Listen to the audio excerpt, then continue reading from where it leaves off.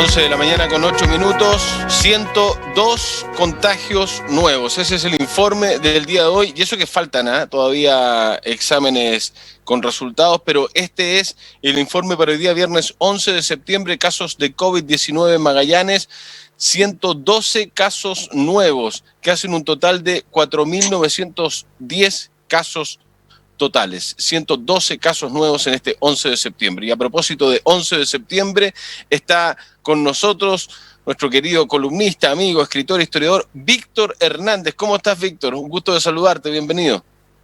Igual a ti, Mauro, ¿cómo están todos, todas? ¿Cómo estás tú? Bien, por acá escribiendo mucho. Esta semana claro. Es así.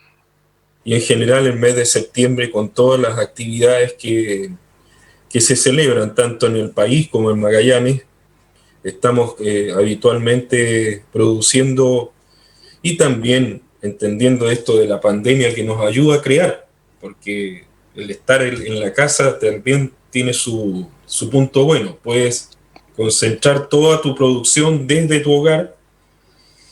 La tecnología también es un apoyo y desde ese punto de vista se pueden generar las ideas, las conversaciones y también esta forma de trabajar que al final se está volviendo algo bastante recurrente y grato. Es verdad. Tiene sus pros y sus contras, pero parece que tiene más pros que contras, ¿no? Sí, absolutamente. Bueno, tenemos una fecha histórica hoy día, 11 de septiembre, no podemos salirnos de ese contexto y creo que le vas a dedicar a los próximos minutos lo que significa este 11 de septiembre, la historia, los detalles, conversar un poco de lo que marca esta jornada. Bueno, esperemos que salga este domingo la segunda parte de esta secuencia que estamos construyendo sobre la relación histórica que tuvo Salvador Allende con Magallanes. Por ahí hay un trabajo gigantesco, aprovecho de mencionarlo, efectuado por Manuel Rodríguez Uribe, que circula por internet, que es una recuperación de toda la documentación posible que se ha podido encontrar sobre Allende y Magallanes. En torno a esta figura política que nosotros planteamos en el primer capítulo de lo que apareció el domingo anterior, del cual posiblemente se ha escrito tanto en el último tiempo y no va a parar de escribirse ni de hablarse durante mucho más tiempo aún. Tanto para aquellos que son sus seguidores como para quienes son sus detractores. Mencionábamos que un historiador de extrema derecha, un gran historiador a todo esto, como Gonzalo Vial Correa, en su Historia de Chile del siglo XX, él mismo mencionaba a Allende como un hombre muy contradictorio, un hombre burgués, pero que nadie le podía negar algo. Fue un hombre consecuente, un sujeto, como decía Vial Correa, que toda su vida la dedicó a la política, nunca le interesó la riqueza. Tú podías acusar a Allende de todo, de cualquier cosa, pero menos de que se apropiara de dineros que no le correspondían. Eso es algo muy interesante, es decir, es un presidente, o fue un parlamentario también, y un hombre que al final tiene una vida, un destino trágico, como lo que ocurrió el 11 de septiembre del 73, pero que a fin de cuentas, si tú empiezas a analizar, a revisar toda su historia de vida, vas a comprender lo siguiente: Allende murió defendiendo su ideario político, y en esa consecuencia política se genera una trayectoria de aproximadamente 45 o 50 años de acción política, entendiendo que Allende, cuando muere el 11 de septiembre, tenía 65 años. Imagínate, 65 años. ¿Ya? Él, desde la época de su niñez, leyendo sus primeros libros de tendencia anarquista, influenciado en Valparaíso por un zapatero llamado Juan de Marquis, que le prestaba libros mientras él iba al Liceo Eduardo de la Barra en Valparaíso, ahí que queda la avenida Colón en Valparaíso. Bueno, él comenzó a imbuirse de estas ideas de izquierda de ese entonces, que estaban en plena ebullición, porque su familia, si bien era gente progresista, él tenía podríamos decir que era de familia tanto aristocrática. Pensemos, su padre era un abogado, era notario, su abuelo había sido médico, había participado con mucho éxito en la Guerra del Pacífico, y su bisabuelo pertenecía a una de las columnas que defendía a Bernardo Higgins. Entonces, siempre, si uno lo ve desde el punto de vista de su genealogía, Allende provenía de una familia muy conservadora. Entonces, el primer punto es por qué este hombre de familia conservadora abraza la causa de la izquierda. Y hay un hecho muy relevante que ocurre en 1931. Se forma un grupo de gente universitarios que estaban muy imbuidos por las ideas del comunismo soviético y que intentan plantear la posibilidad de que se establezcan comités de soviets o de obreros, de campesinos, al estilo de la Unión Soviética. En este grupo llamado Avance, que circulaba en torno a la Universidad de Chile. Y Allende se opone. Y debido a eso, los sectores más radicalizados del grupo lo expulsan del grupo por reaccionario. Y Allende cita esto que pasa en su famoso discurso en la Universidad de Guadalajara, en México, ya siendo presidente, en diciembre del 72, cuando ante la comunidad académica y ante los estudiantes dice: éramos 400 en el grupo Avance, y a mí me consideraban como uno de los más reaccionarios del grupo. Me expulsaron. Y sin embargo pasó el tiempo. Los otros 395 siguieron en el grupo, pero después comenzaron a hacerse capitalistas, latifundistas, oligarcas, entraron a los bancos, y sin embargo, ¿quién lo iba a creer? Yo, que era uno de los reaccionarios cuando era joven, seguí en la causa social, me convertí en diputado, en senador, y ahora soy presidente, y en mi patria me dicen el compañero presidente. Y todos los otros que eran los rebeldes, los revolucionarios, los jóvenes, ¿no es cierto?, terminaron siendo grandes empresarios, grandes bancarios, hombres ligados al mundo de los negocios. En cambio el otro, en este caso Allende, que era más bien un hombre moderado, para la época, siendo joven, terminó siendo y encabezando este gran proyecto político que fue la vía chilena al socialismo.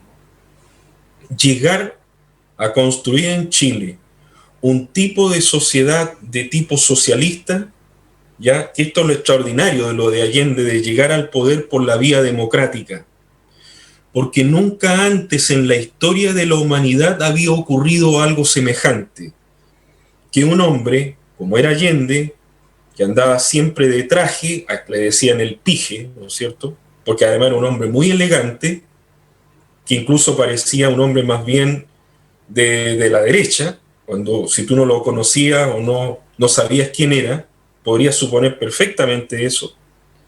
Ese hombre elegante encabezó durante 40 años por lo menos esta visión del socialismo, de tratar de llegar al poder por la vía electoral, y no como había ocurrido hasta 1970, donde se instauraba una dictadura del proletariado, previo antes de un proceso revolucionario, como pasó en la Unión Soviética, como pasó en la República Popular China, como pasó en Cuba, como pasó en Vietnam y en otros casos.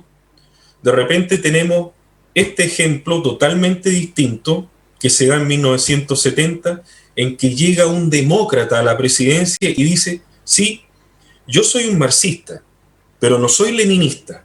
Soy un marxista convencido en que aquí, a partir de las características de Chile, vamos a empezar a construir la vía chilena al socialismo. Y esto significa ir avanzando gradualmente en una serie de pasos hasta que finalmente podamos construir este tipo de sociedad que yo creo que es la mejor para Chile. Esto es lo extraordinario del proyecto. Y tenemos con que del 70 al 71 el proyecto tiene mucho éxito. Y vamos a decir que por ahí, por el año 71, después de la visita de Fidel Castro, curiosamente, ahí podremos decir de que comienza a mostrar resquebrazones el proyecto de Allende, y de repente empiezan la oposición a organizarse de mejor manera, comienza el proyecto a mostrar fisuras, los partidos y los grupos que conformaban la Unidad Popular demuestran que no están a la altura del proyecto tampoco, sus dirigentes, las bases tampoco, pareciera como que el proyecto les quedó demasiado grande, ¿ya?, para poder ejecutarlo. En ese momento no existían tampoco las tecnologías que tenemos hoy día, el nivel educativo no era para las clases media y baja del país, eran relativamente insuficientes todavía. Si bien había una conciencia social de la época en que los partidos políticos que en este caso apoyaban a Salvador Allende ya tenían una cierta preparación anterior, no estaban al parecer capacitados para llevar esta vía chilena al socialismo, porque como lo dijo Allende el año 71, lo dice el 1 de mayo y después el 21 de mayo, cuando entrega su primer mensaje al Congreso Pleno, no tenemos un modelo en el cual inspirarnos, dice él. Vamos a tener que hacer un doble esfuerzo. Tenemos que construir la teoría y la práctica. ¿Ya? Por esa razón, entre otras cosas, Allende, cuando nacionaliza el cobre, le dice a los mineros ahí en Rancagua: ustedes tienen que entender que este es el sueldo de Chile, no es el sueldo de ustedes solamente.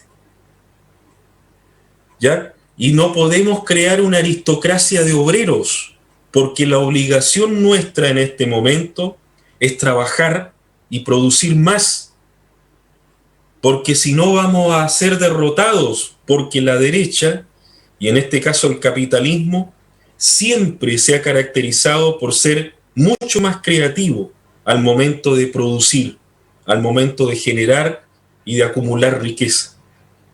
Y ahí es donde se produce, ¿no es cierto?, la primera gran crisis dentro de este modelo, que después con el tiempo, si a esto le agregamos esta desorganización, viene el problema económico, viene la inflación, vienen los paros, viene el movimiento de profesionales, de técnicos que comienzan a decir, bueno, usted quiere, al parecer, imponer un modelo, ¿da?, donde usted, además, no olvidemos, Allende era minoría, tanto en el Senado como en la Cámara de Diputados.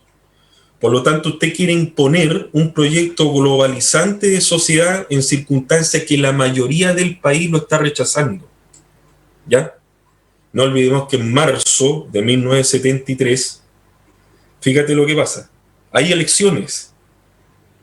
El CODE, la Confederación Democrática, en este caso la derecha, con la Democracia Cristiana, apostaban a elegir 2/3 de Senado y de diputados, porque con el 66% del electorado podían acusar constitucionalmente a Allende y podían sacarlo del poder, pero no lo consiguieron.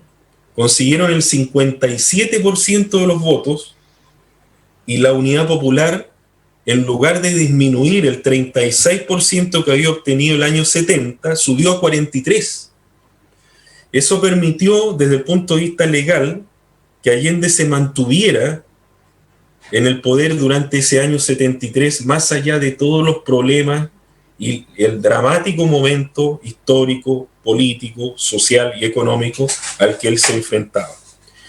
Hay otro tema muy interesante también de abordar, es que al interior de la coalición política habían dos miradas claramente antagónicas, aunque ambas miradas apuntaban a lo mismo, pero eran diferencias tácticas.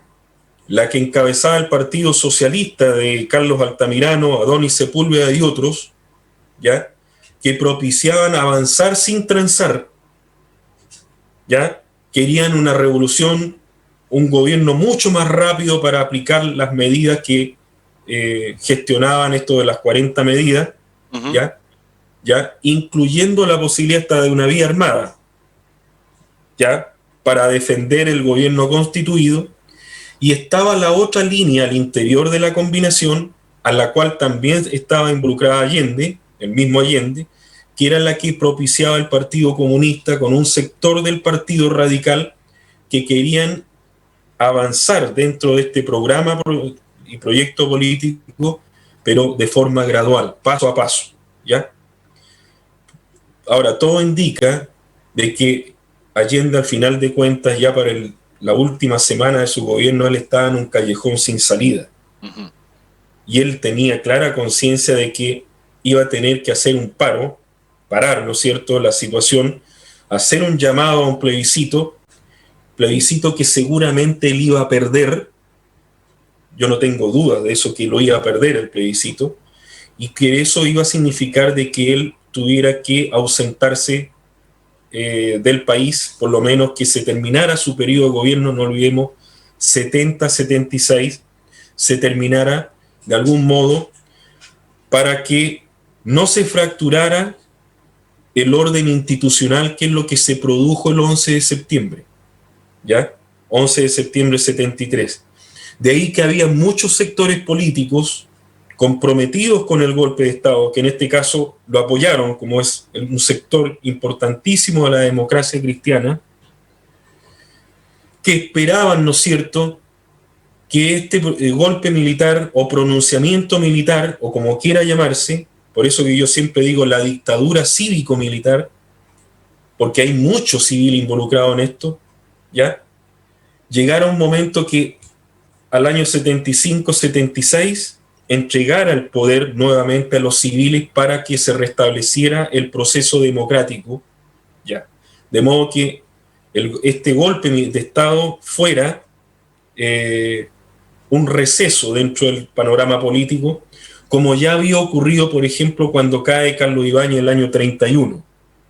Por ejemplo, hay un periodo de anarquía de un año, incluso se da, lo hemos conversado acá, sí, claro, este golpe de Estado, la República Socialista de Marmaduke Grove, después vienen otros, ya, hasta que viene este orden institucional del año 32, que es aplicado durante la segunda administración de Arturo Alessandri, ¿ya?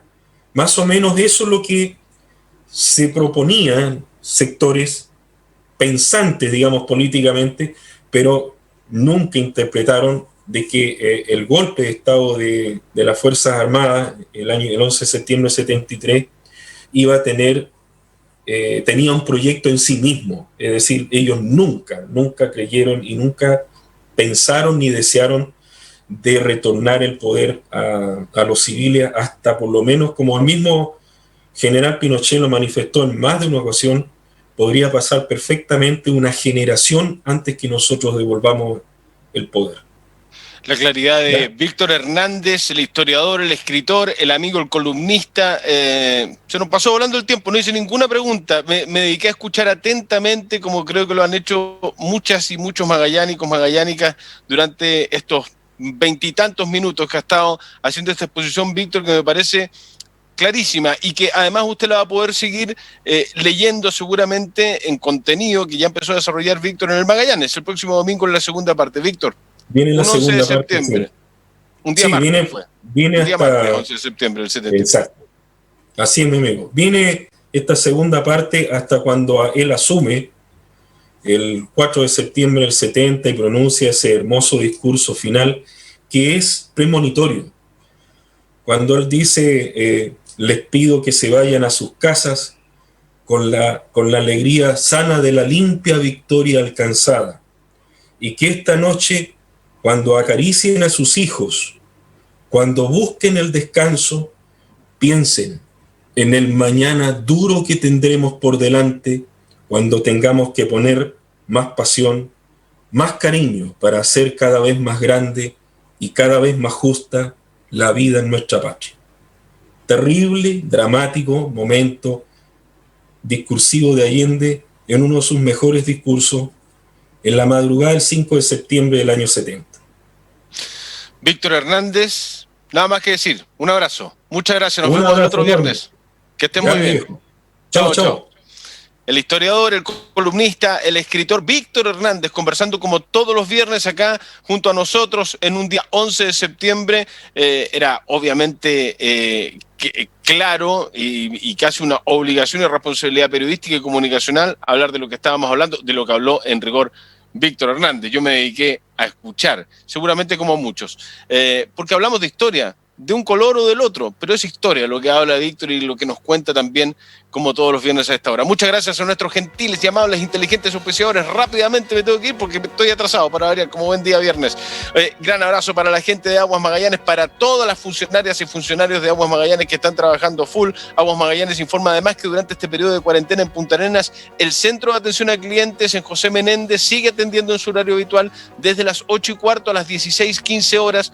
La atención es bajo estrictos protocolos sanitarios, así que usted no se preocupe, aunque siempre es mejor utilizar las plataformas virtuales para hacer consultas, pagos o trámites. Así evitan salir de sus casas y exponerse. Aguas Magallanes, por ti, por nuestra ciudad. Carnes Natales, Mercado Patagónico desde 1999 en Natales y en Punta Arenas. Crop, www.crop.cl. Agencia digital, Cambios Puratich, seriedad, responsabilidad y confianza en el cambio de moneda extranjera. Áreas verdes y un buen consejo. No ande ensuciando la calle en pos de una ciudad cada vez más limpia. Un consejo de áreas verdes y este BDR. Gomplas, www.gomplas.cl, con mascarillas y todo lo que necesite. Todo en Gomplas. Búscanos en redes sociales. COD, Centro Óptico Digital, atendiendo vía remota para la toma de horas a través de sus redes sociales en Facebook. Búsquelo como Centro Óptico Digital. Comet Sur, que está atendiendo porque es de primera necesidad, comercializadora de metales del sur. Carne Sur, la mejor carne de la Patagonia, está en Carne Sur y por 2.000 pesos se le llevamos hasta la puerta de su casa dentro del radio urbano. También nos acompaña a esta hora de la mañana La Medicina, tienda de cultivo. Cultiva tu propia medicina. 11:31, Patagonia Blend, el buen Patagonia Blend, el rico grano de café tostado acá en la Patagonia, es el café oficial del BDR. Roller Patagonian, cambie esas cortinas ajadas, pero coloque roller, que sean de Roller Patagonian. Búscanos en redes. Cercos Puc, llámanos al 940 30 2900. Cercos Puc es auspiciador oficial de este BDR. La bodega de Stani, frutas, verduras con delivery todos los días de la semana. Exquisito, lo digo por conocimiento con causa, sí, absolutamente. Llámanos al más 569 3413 0246, la bodega de Stani. Monk Studios, la barbería oficial del BDR. Conexmar, todo lo que necesite en ferretería naval lo tiene Conexmar. Soluciones logísticas inteligentes. Tierra Market, en Chiloé, exactamente en Chiloé, entre José Menéndez y Waldo Segel. Ahí está, Tierra Market, todo lo que necesitas en la puerta de tu casa, además llamando al más 569-414-57 707. Unos helados tiene Tierra Market, recomendables absolutamente, ya los probé. Un buen Patagonia Blend, también tiene Patagonia Blend, Tierra Market, ¿eh? Todo, absolutamente todo. Al lado Carnes Natales, en Chiloé, ahí lo encuentras a Tierra Market. El Emporio de Rosa Inés, tu salud es lo más importante. Llámanos y búscanos en redes sociales como el Emporio de Rosa Inés o llámanos al más 569-672-83-510. Abarrotes, útiles de aseo, todo lo que necesitas. Y tenemos menú, sí señor. Menú de la otra avenida para día viernes. Alitas de pollo, panque con papa frita. Mira, está buena esa, ¿eh? O salmón con salsa de champiñón con arroz al curry. Las alitas de pollo con fritas me llaman la atención. 2, por favor, por acá. Ya, nos vamos. Debe estar feliz y contento, mi querido Ricardo, que se viene con Delivery. Me voy. Gran abrazo para don Christopher Césped en la producción periodística de este programa y para todo el gigantesco, maravilloso equipo del BDR que trabaja full. Todos trabajamos full para entregarles el mejor producto. Gran abrazo. Nos vemos en la tarde con análisis y con más BDR el próximo lunes. Que estén bien. Chao. Buen y lindo fin de. Cuídense.